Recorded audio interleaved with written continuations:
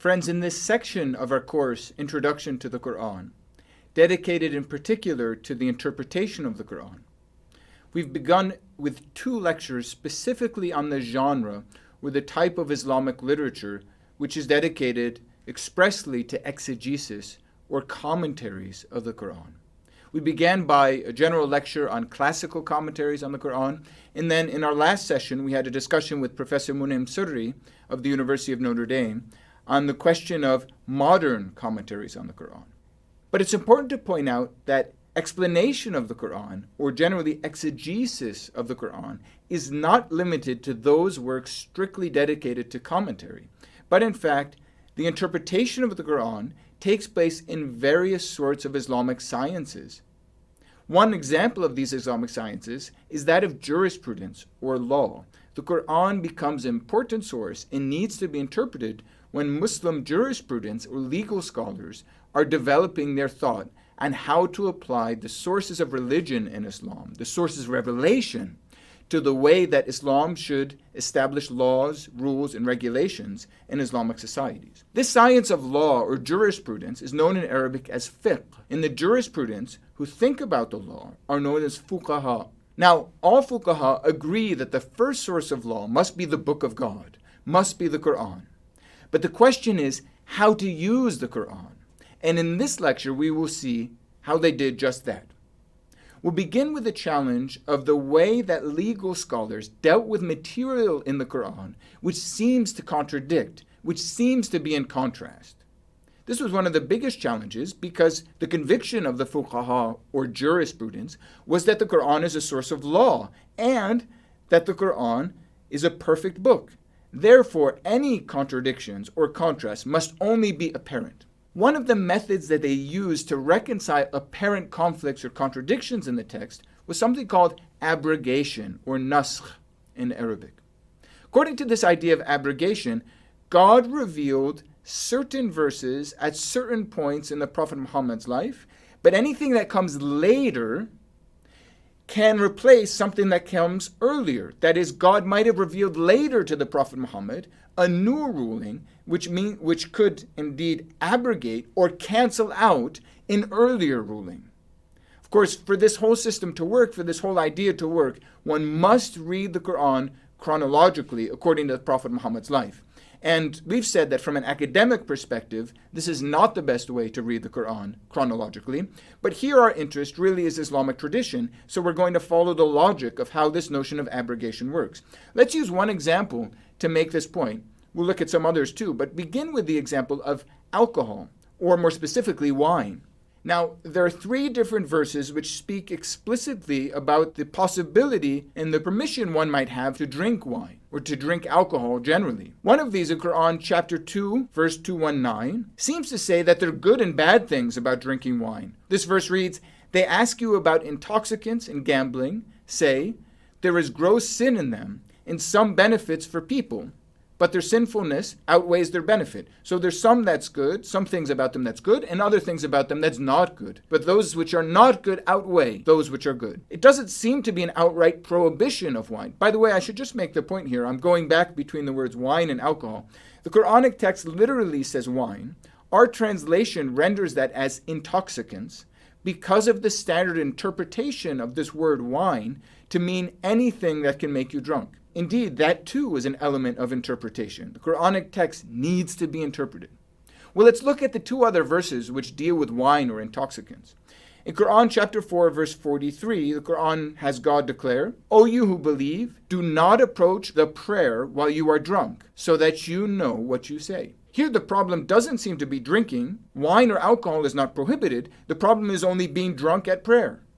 But then there's a 3rd verse, Quran chapter 5, verse 90, where the Quran has God declare, "O you who believe, intoxicants, gambling, idolatry, and divination are abominations of Satan's doing.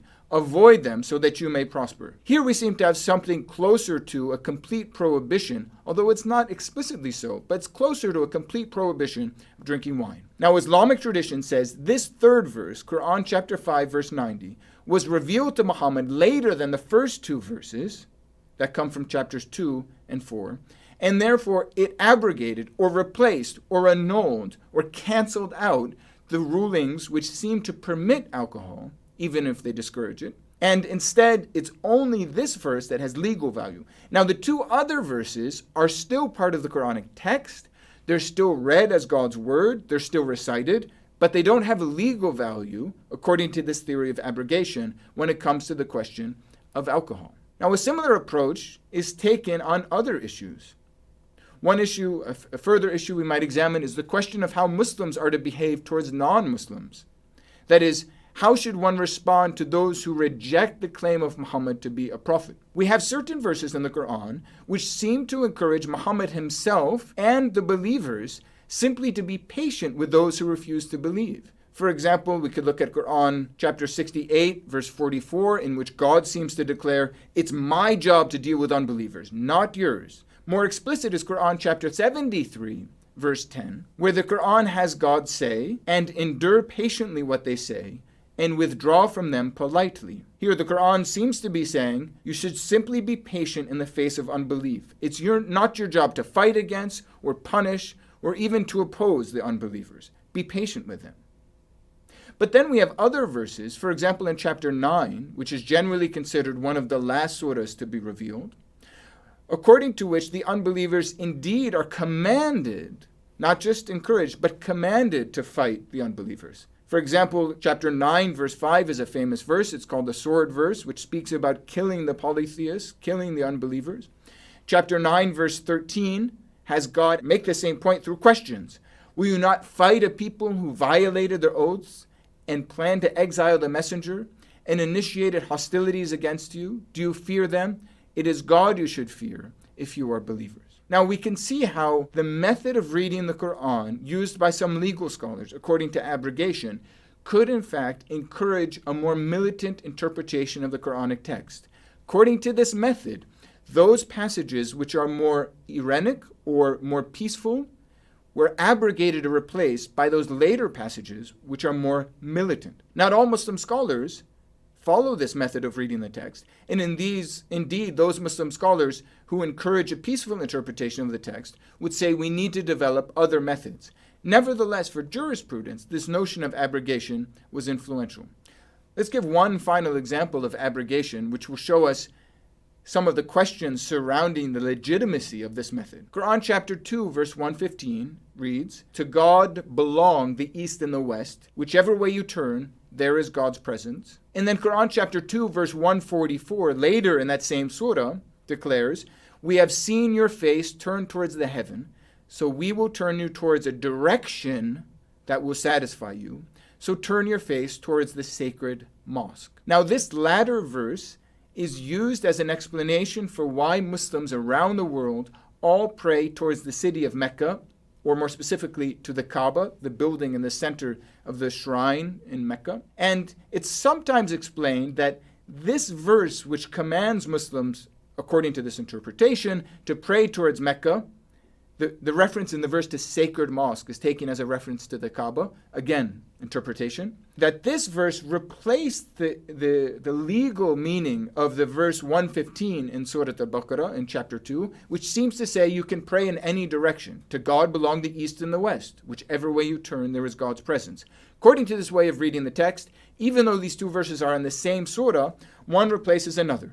But one must point out that not all Muslim scholars agree with this method of reading the Quran. Not all agree that Quran verse 144 in fact abrogates or replaces Quran chapter 2 verse 115. Some would make the point that verse 115 in fact is not about the direction of prayer, but is a simple pious statement about God being everywhere. Well, before we conclude this reflection on interpreting the Quran in the context of Islamic law, let's look a bit at the entire system of jurisprudence, because it's important to point out that the Quran is hardly the only source of law in Islamic tradition. Indeed, the Quran only occasionally discusses legal matters. The Quran, above all, is taken up with pious or religious exhortations, with discourses on the Day of Judgment, on heaven, on hell, on punishment stories, on the signs of God and nature, not about rules and regulations, which make up only a small part of the Quranic text. Thus, Muslims necessarily needed to look at other sources in order to establish Islamic law. Indeed, many things we associate with Islam, for example, circumcision or praying 5 times a day, or the headscarf are never explicitly mentioned in the Quran. How does this work? How did they all become an important part of Islamic practice? And the reason is that there's a second important source of revelation according to Islamic belief. Muslims hold that not only is the Quran the word of God, but the words and deeds of the Prophet Muhammad are a second source of revelation, that Muhammad himself was something like a mirror of the divine will. Everything he said, everything he did, reflected God's will for humanity. This general notion of Muhammad as exemplar is known in Arabic as sunnah. He is the exemplary one. His sunnah is the example, indeed, to be followed. And the reports which give, in fact, accounts of his example are known as hadith. So we have these 2 words, sunnah and hadith. Together they make up the second source of law for Muslim scholars. And we'll see if we examine particular rulings about open questions for Muslim jurisprudence that they look both to the Quran and to the Sunnah and providing a certain decree or a certain ruling on a question. Let's look at 2 examples of this. One example is a question of music. Now, Muslim scholars actually dispute whether music is permitted or prohibited according to Islamic law. One of the Muslim scholars who argues that it's actually prohibited is a conservative Saudi mufti known as al-Munajjid. And in order to make the point or to advance the argument that music is prohibited according to Islamic law, he first quotes from the Quran. He quotes from 2 passages. First, Quran chapter 31, 6. Now, the Quran never explicitly says that music is prohibited, so he has to be creative. He quotes first from Quran chapter 31, 6, which says, "End of mankind is he who purchases idle talks," or according to our translation, distracting tales. And then Munajjid says, the proper interpretation of idle talks is music or singing. And the verse continues, to mislead men from the path of God. He also quotes chapter 53, verses 59 and 61. "Do you marvel at this discourse and laugh and do not weep, lost in your frivolity?" This word frivolity, according to Munajjid, is an allusion to music. And then Munajjid, because there's not really enough in the Quran to make the point that music is prohibited, turns to a hadith or a saying of the Prophet Muhammad. And he recites, "The Messenger of God said, among my community there will be people who will permit fornication, silk, alcohol, and musical instruments." The logic of this tradition, according to Munajjid, is that all of these things, permitted by some members of the community, in fact, were prohibited by God. Fornication, silk, wearing silk, alcohol, and musical instruments. Of course, other Muslims, it's important to point out, have very different interpretations on this point. Indeed, for example, in the mystical tradition of Islam, Sufism, music plays an important role in Sufi rituals. And of course, if you go to the Islamic world today, in the great majority of cities, you'll hear lots of music playing everywhere. Well, let's look at a second example. Here it's the case of smoking. Munajjid makes a case, again, that smoking is prohibited. Now, again, Muslim scholars don't agree on this, and that's why I'm pointing to these particular examples to show that there are different ways of interpreting the Islamic sources. Munajjid, to make his case, first makes a logical argument. He says, there is no disagreement among the physicians and sane people that smoking is harmful for health. It is one of the major causes of lung cancer and other diseases. We know about all these things. And he then says, since it is known that the Islamic law prohibits everything that is harmful for a human being, God said, and then he quotes Quran chapter 4, verse 29, "And do not kill yourselves, for God is merciful towards you." And we can see how he's interpreting this phrase, "do not kill yourselves." He's saying smoking is sort of a way of killing yourself. In fact, it's not really enough to make the point. The Quran never says, do not smoke, and cigarettes are forbidden. Something more has to be done. And so Munajjid turns to sayings of the Prophet Muhammad. He quotes 2 different sayings. First, he says, there is no harm or causing of harm in Islam. And another saying, according to which, a person will not be able to move on the day of judgment until he is asked about his body as to what he engaged in it, or rather what he engaged it in, what he did with his body. So Munajjid says, if we look at the evidence of the Quran, together with the evidence of the Sunnah and the Hadith which preserved the Sunnah, the sayings of the Prophet Muhammad, we have this overall principle according to which you cannot harm your body, and therefore he deduces that smoking is prohibited. Now, once again, this is one opinion, and generally a minority opinion. If you go to the Islamic world, not only will you hear lots of music, but you'll see lots of people smoking in most places in the Islamic world. But it's interesting to note that he quotes both Quran and Hadith. Quran alone is not enough to produce Islamic law. Indeed, in neither case, music and smoking, does the Quran have specific instructions, and so interpretation is always necessary. And that fact leads to a diversity of opinion among Muslims because there are different ways to interpret the text. Thus, we have a sense of the flexibility of Islamic law in the different ways in which the Quran can be interpreted.